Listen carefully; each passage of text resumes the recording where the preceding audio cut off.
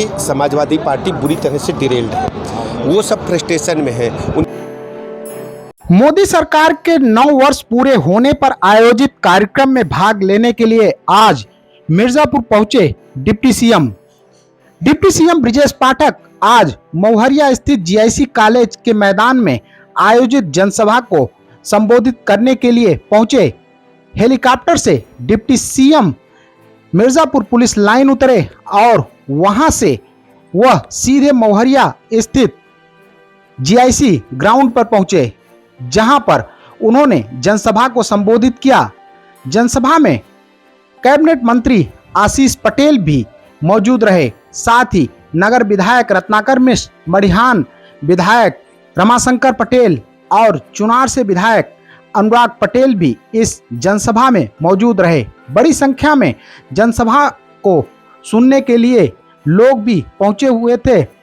Deputy CM Brijesh पाठक ने इस दौरान जनसभा को संबोधित करते हुए समाजवादी पार्टी पर जमकर निशाना साधा और कहा कि समाजवादी पार्टी पूरी तरीके से फ्रस्ट्रेट हो चुकी है। उन्होंने जनसभा को संबोधित करते हुए मोदी सरकार के 9 वर्ष के विकास कार्यों के बारे में बताया, साथ ही कहा कि मोदी सरकार ने अपने 9 वर्ष के शासनकाल में इस देश में प्रधानमंत्री नरेंद्र मोदी के नेतृत्व में विकास किया है।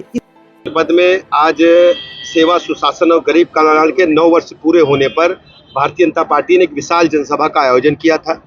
मैं कह सकता हूं कि आज पूरे देश में माननीय प्रधानमंत्री नरेंद्र मोदी जी की लहर चल रही है। मिर्जापुर में जन जन से जन सैलाब उबड़ा है। गरीब कल्याण योजनाएं जन जन तक पहुंची हैं। लोगों का भरोसा भारतीय जनता पार्टी पर बढ़ा है। माननीय मोदी जी के रूप में उनको एक अभिभावक ऐसा मिला है जो उनके जीवन स्तर को बदलाव लाने में सफल हुए हैं, उनके जीवन स्तर को ऊपर उठाने में सफल हुए हैं।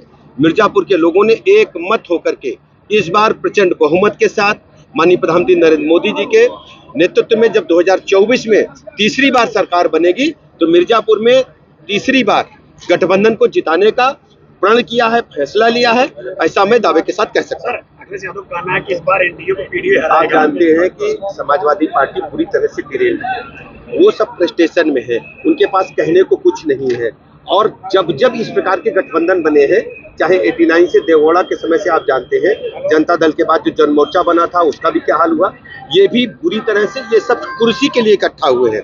जबकि माननीय प्रधानमंत्री नरेंद्र मोदी जी देश के लिए काम कर रहे हैं और जितने भी ये दलों के नेता हैं ये सिर्फ मात्र सत्ता प्राप्त के लिए, कुर्सी के लिए है। और जब कुर्सी की बात आएगी पहले ही लड़ के वो आपस में ही उनके पास युद्ध शुरू हो जाएगा। जबकि भारतीय जनता पार्टी देश के लिए काम कर रही है, देश के हर गरीब नागरिक को उनके जीवन स्तर को ऊपर उठाने के लिए काम कर रही है। देखिए मैं बता दूं, बलिया की घटना को सरकार ने गंभीरता के साथ लिया है और वहाँ 2 उच्च स्तरीय जो हमारे लेवल 5 के डॉक्टर है, डायरेक्टर लेवल को वहाँ बैठाया है। आज हमें कंट्रोल स्थिति नियंत्रण में है। घटना क्यों हुई, किन परिस्थितियों में हुई, उनके ब्लड सैंपल कलेक्ट करके अभी हम लोगों ने जांच के लिए भेजा है।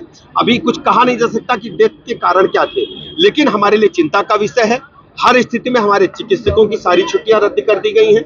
राउंड लगाने के लिए लगातार कहा गया अस्पताल परिसर में रहे और सभी मरीजों की दवाइयां हमारे सभी अस्पतालों में उपलब्ध हैं, इसके हमने सुनिश्चित करने के निर्देश दिए। राहुल गांधी ने कहा पीएसयू में जो है 2014 में जहां नौकरियां 14 लाख थी, इस बार करके 2022 में 14 लाख। देखिए इस प्रकार के आंकड़े फर्जी वो खुद तैयार करते हैं। राहुल गांधी की जो फर्जी मीडिया फैक्ट्री है वो अपने घर में तैयार करते हैं। अमेरिका में जाकर के जिस ढंग से भारत माता को बदनाम करने का प्रयास उन्होंने किया है, देश तो प्रदेश की जनता उन्हें कभी माफ नहीं करेगी।